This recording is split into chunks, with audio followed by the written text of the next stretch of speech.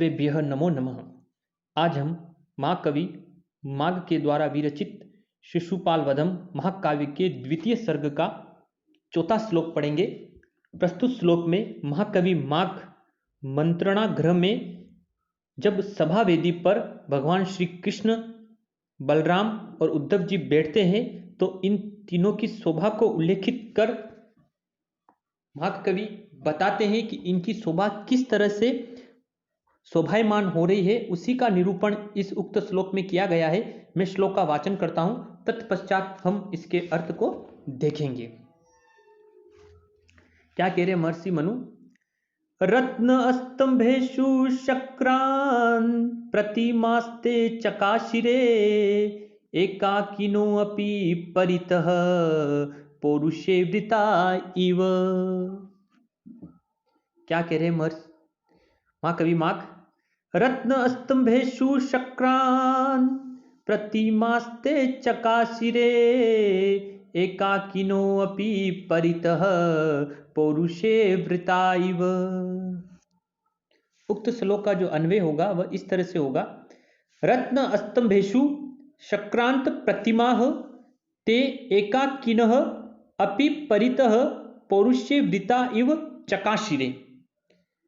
यानी जब भगवान श्री कृष्ण, बलराम और उद्धव जी मंत्रणा गृह में सभा वेदी पर बैठ रहे हैं, मंत्रणा के लिए विचार विमर्श करते, तो उनकी शोभाएं किस तरह से सुशोभित हो रही है उसका उल्लेख महाकवि माघ बता रहे हैं। उत्प्रेक्षा अलंकार की छटा का प्रयोग करते हुए बता रहे हैं कि रत्न स्तंभेषु यानी रत्नमय स्तंभों में, यानी जो महल है, जो सभागृह है, उसके संदर्भ में बता रहे हैं कि रत्न स्तंभेषु यानी रत्नमय स्तंभों में शक्रांत प्रतिमा यानी अपनी प्रतिमा का प्रतिबिंब है ना, परछाई, यानी शक्रांत प्रतिमा यानी प्रतिबिंब से या प्रतिबिंबित से ते यानी वे कौन?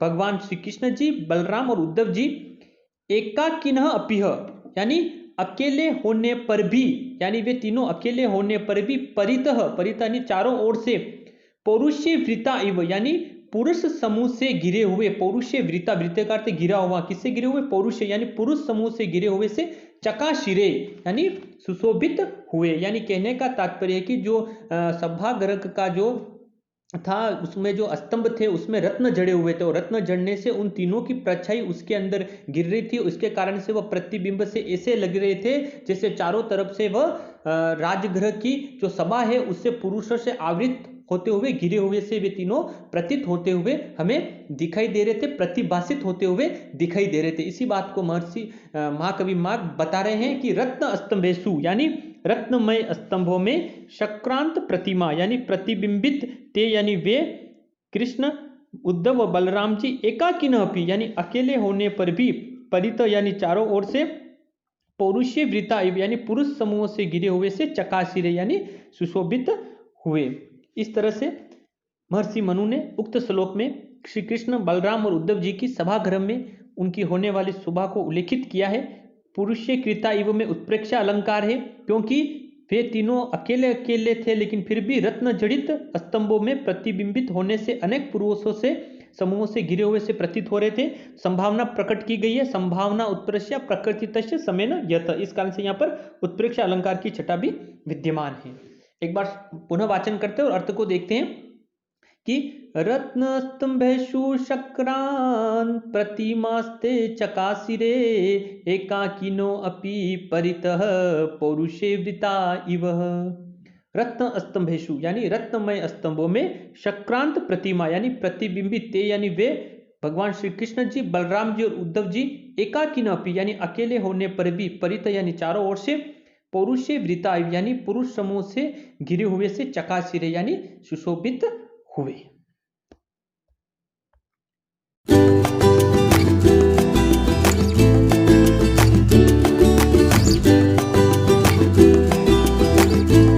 नमः।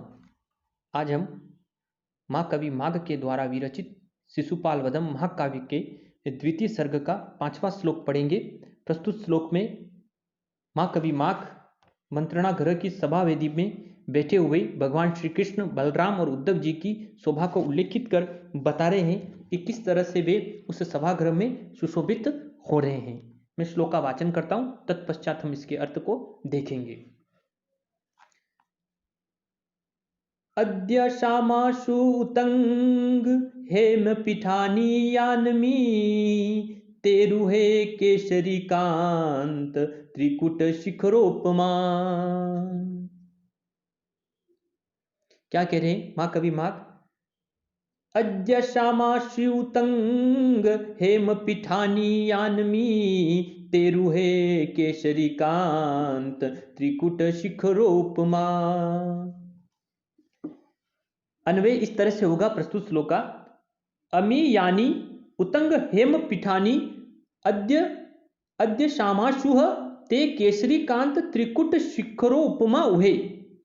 यानी उन तीनों ने, ये यानी वे यानी जिन्होंने क्या किया।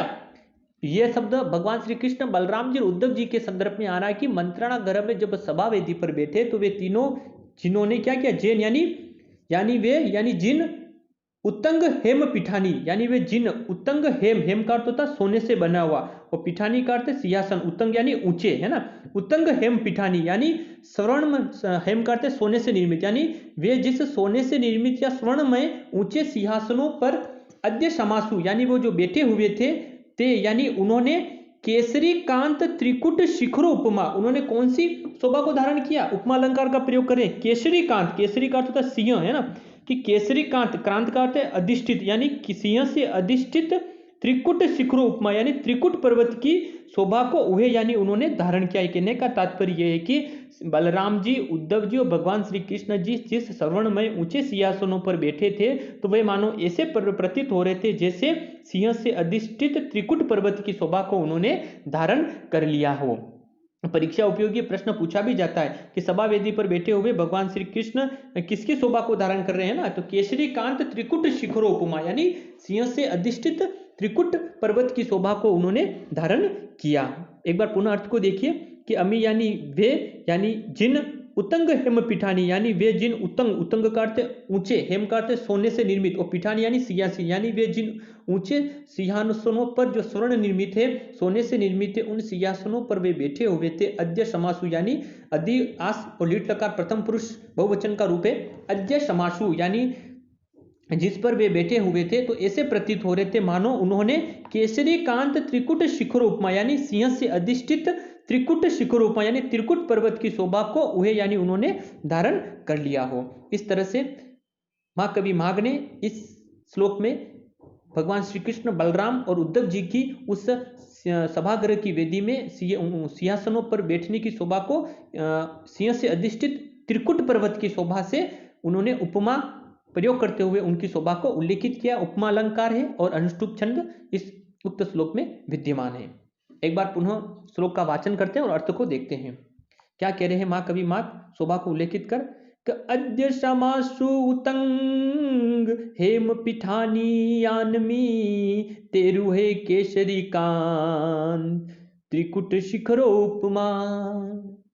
अमी यानी ये यानी जिन, उत्तंग हेम पिठानी यानी वे जिन स्वर्ण निर्मित ऊंचे सिंहासनों पर अद्य समासु यानी वे बैठे हुए थे तो उन्होंने केसरी कांत त्रिकुट शिखर उपमा यानी केसरी कांत यानी सिंह से अधिष्ठित त्रिकुट यानी त्रिकुट पर्वत की उपमा यानी शोभा को उन्होंने उहे यानी धारण कर लिया, ऐसे वे दिखते हुए से प्रतीत हुए।